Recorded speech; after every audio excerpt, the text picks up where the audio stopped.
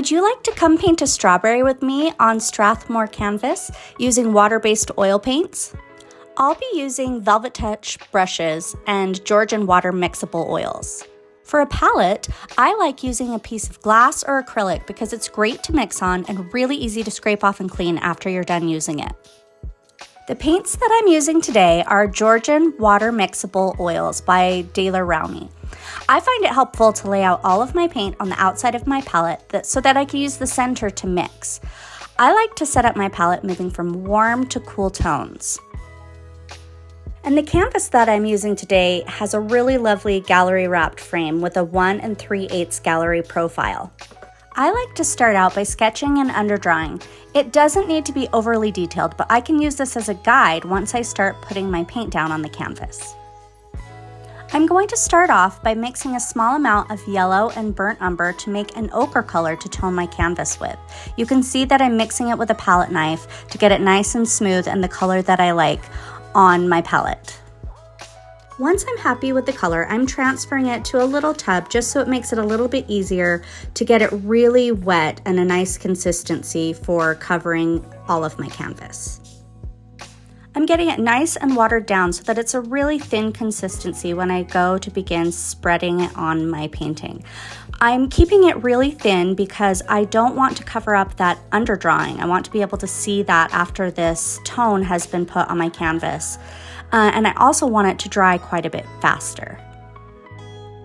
For the background of my painting, I'm mixing turquoise and white to get a nice, bright, vibrant turquoise color.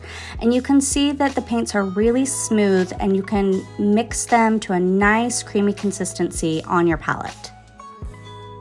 One of the lovely things about painting with oil paints is how well and smooth they go on to your canvas, and also how well they blend. You'll notice that as I'm spreading this paint onto my underpainting, it's bringing up a little bit of that yellow ochre color, which I'm totally fine with. But if you want your colors to not blend at all, you're going to make sure that your underpainting or any paint that you're going on top of is fully dry before you start incorporating the next color on top of it. And this will help prevent any blending of colors that you weren't wanting to happen.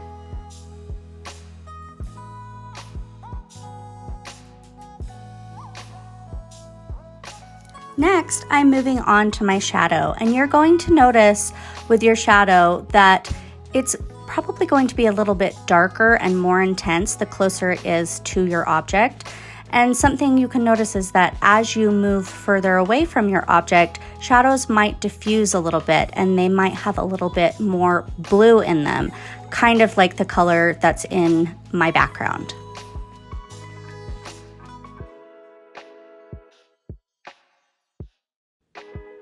You can see here that I'm choosing to soften the edge of that shadow, and that's really easy to do with these oil paints because you can just go back through and softly blend them in together to soften that edge.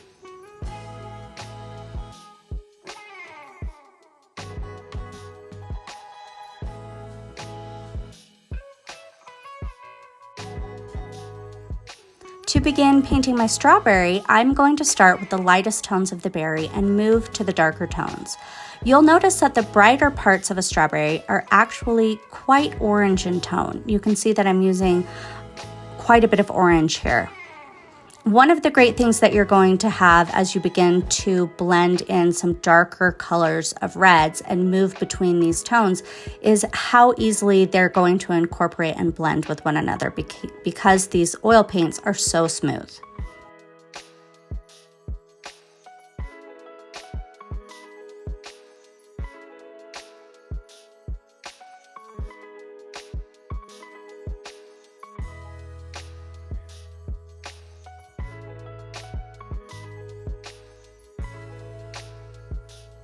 As I begin working to a gradually darker red in the strawberry, I am going to use a combination of cadmium red and primary magenta to achieve these darker red colors.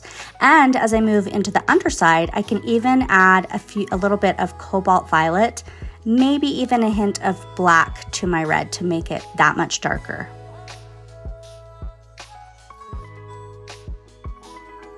Don't be afraid to embrace those darker hues of red. They're going to maybe look wrong to you as you're mixing them because they're so deep and so dark, but once you begin blending them into your other reds, you'll see how natural it looks to be a dark red color on the underside of a bright red strawberry.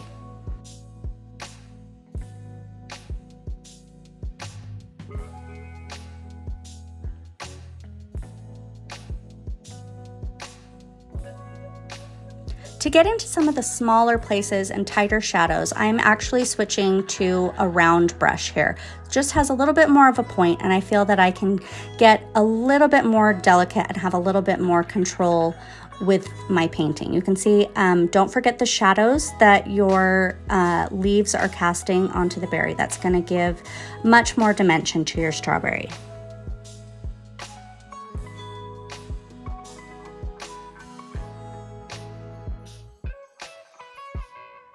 And you can see here that I decided to darken that shadow a little bit. I wanted the transition between the berry and the shadow to just be a little bit closer in value. And then I can just smooth it out into the other value of the shadow there, so it's nice and seamless.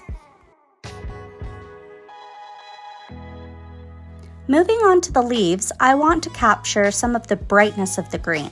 So I'm mixing a considerable amount of yellow with the sap green so I can get that bright and vibrant color of green. And then to get the darker tones, I can go in and use sap green mixed with some cobalt blue, as well as maybe a little bit of dark black if I want to enhance the darkness of those colors.